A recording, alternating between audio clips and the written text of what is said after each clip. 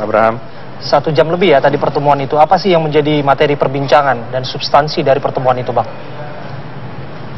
Jadi pertemuan tadi itu adalah pertemuan silaturahim, sekaligus juga menyampaikan kepada Pak SBY tentang perkembangan dari Koalisi Merah Putih, sekilas perjalanannya, program-program ke depan, dan langkah-langkah yang telah diambil, ya, dalam hal ini adalah langkah hukum, langkah politik, ya.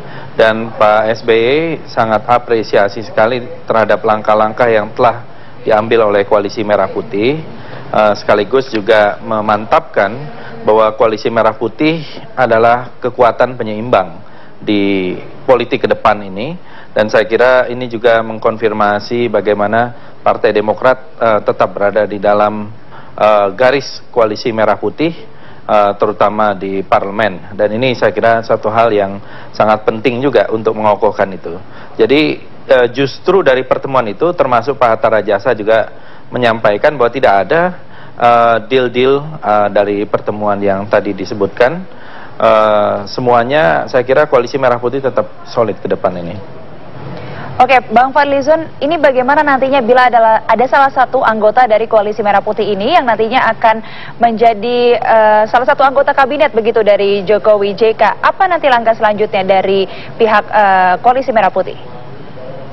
Itu tadi, sejauh yang kami pantau dan juga tentu saja dari komunikasi internal yang cukup intensif, semua yang tergabung di dalam Koalisi Merah Putih tetap solid untuk berada di luar pemerintahan, dan kita akan mengawal pemerintahan ke depan sebagai kekuatan penyeimbang.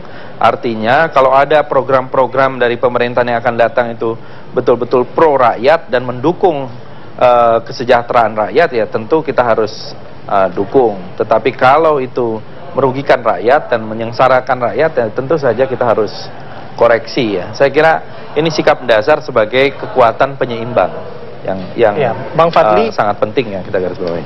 Ya. Apakah pertemuan ini sesungguhnya berkaitan dengan pertemuan yang dilakukan oleh calon wakil presiden yang diusung oleh Koalisi Merah Putih, Pak Hatta Rajasa, dengan Nasdem dan juga dengan Pak Jokowi tadi malam? Mengingat bahwa bahasa Pak Hatta ini adalah silaturahmi begitu, silaturahmi politik begitu. Iya, silaturahmi politik saya kira itu sah-sah saja. Kita sebagai warga bangsa, masyarakat Indonesia, kita ingin kemajuan bangsa Indonesia, rakyat Indonesia. Tetapi silaturahmi politik itu belum tentu sama dengan sikap politik. Dan dalam hal ini tadi Pak Hatta juga menyampaikan bahwa sikap politik dari Partai Amanat Nasional tetap bersama Koalisi Merah Putih, dan ini justru semakin kokoh menjadi pilar yang penting di dalam Koalisi Merah Putih. Baik, apakah kemudian soliditas Koalisi Merah Putih masih terus tetap matang hingga saat ini, Bang Fadli, mengingat bahwa komunikasi politik antara partai-partai pendukung di Koalisi Merah Putih juga intens dengan tim transisi Jokowi JK? Saya kira ya seperti saya sudah sampaikan bahwa sejauh ini solid, semakin solid bahkan. Ya kita tinggal tunggu dalam beberapa waktu ke depan ini, terutama setelah pelantikan dari anggota DPR RI, dan setelah itu pemilihan dari pimpinan DPR RI dan alat kelengkapan Dewan. Selain itu juga kita ingin bahwa menegaskan ya, dalam demokrasi itu sangat sehat kalau ada keseimbangan antara eksekutif dengan legislatif. Karena itu pemerintah yang akan datang sebaiknya fokus saja kepada program-program apa yang telah dijanjikan kepada masyarakat, tidak usah terlalu banyak mengurusi urusan partai politik di Koalisi Merah Putih, ya. Saya kira ini justru akan menyita waktu, dan saya kira percuma gitu ya kalau mau mengurusi urusan dalam dari partai politik yang ada. Lebih bagus fokus kepada pemerintahan, bekerja sebaik-baiknya untuk kepentingan rakyat sesuai dengan janji politik yang ada. Kita akan kawal sebagai kekuatan penyeimbang. Saya kira ini yang sangat penting seharusnya dilakukan oleh calon pemerintahan yang akan datang gitu. Iya, lalu bagaimana nantinya realisasi penyeimbang di parlemen itu sendiri, Bang Fadli? Ya kita tahu bahwa kekuasaan di kita itu kan ada kekuasaan eksekutif, ada kekuasaan di legislatif ya, dan saya kira ini semuanya konstitusional. Nah, di eksekutif ya kita akan mengawal bahwa eksekutif ini akan bekerja sebagai pemerintah yang sehari-hari tentu saja, dan tugas di parlemen adalah tugas seperti yang juga disampaikan di dalam konstitusi kita, ya, tugas untuk budgeting, pengawasan. Ya, Bang Fadli, lalu bagaimana dengan soliditas itu sendiri di tingkat DPRD 1 dan juga DPRD 2 begitu? Apakah nanti soliditas ini hanya terjadi di pusat saja, apa memang menyeluruh? Sejauh ini sampai di tingkat DPRD provinsi dan di DPRD kabupaten kota, karena undang-undang MD3 itu berlaku di pusat ya, yang lama itu tetap sesuai dengan urutan pemenang pemilu untuk pimpinan.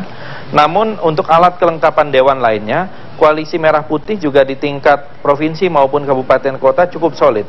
Di sebagian besar provinsi dan sebagian besar kabupaten kota yang kami pantau, itu sangat jelas bahwa mereka sangat kompak untuk berkomunikasi dan berkonsolidasi, bahkan untuk melakukan satu gerakan politik bersama-sama.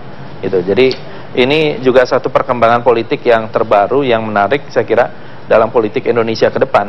Gitu. Baik, berbicara masalah penyeimbang gitu Bang Fadli, apakah kemudian Koalisi Merah Putih juga menjalin komunikasi tentu saja dengan partai politik pendukung untuk kemudian membahas isu pemangkasan BBM misalnya yang paling dekat terkait dengan rencana proyeksi pemerintahan presiden terpilih nanti? Ya, untuk hal-hal yang menyangkut masalah isu-isu strategis dan isu-isu spesifik kita memang belum ya. Kita masih menata dalam hal organisasi dan juga langkah-langkah politik strategis jangka pendek. Seperti BBM misalnya, saya kira belum kita rumuskan, tetapi jelas garis dasarnya adalah kalau satu kebijakan itu menyengsarakan rakyat, ya tentu kita harus tolak gitu ya. Tapi kalau kebijakan itu menguntungkan rakyat, ya kita harus lanjutkan.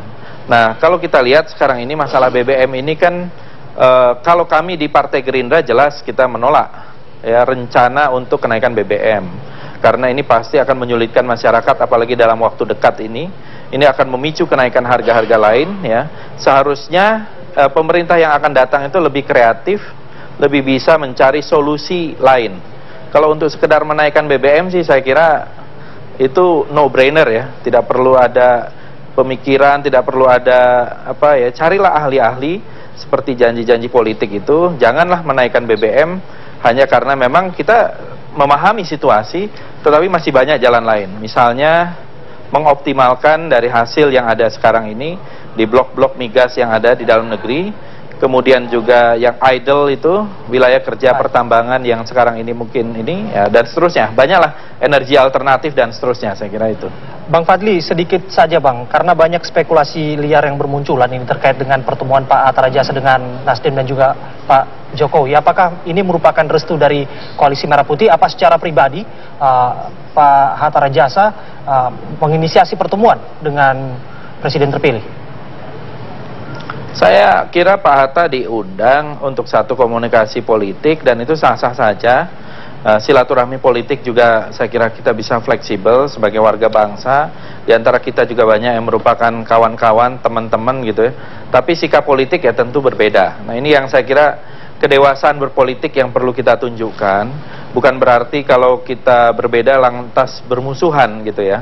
Saya kira banyak kawan-kawan kita yang berbeda sikap, berbeda pandangan. Ini adalah kekayaan dari demokrasi kita. Oleh karena itu, seperti saya sampaikan tadi, seharusnya pemerintah ke depan ini harus berkonsentrasi kepada kerja, kan gitu. Jangan kepada intrik-intrik politik. Ya orientasi aja pada kerja. Kerja yang bagus pasti akan didukung oleh rakyat. Baik, Bang Fadli, kita akan lanjut.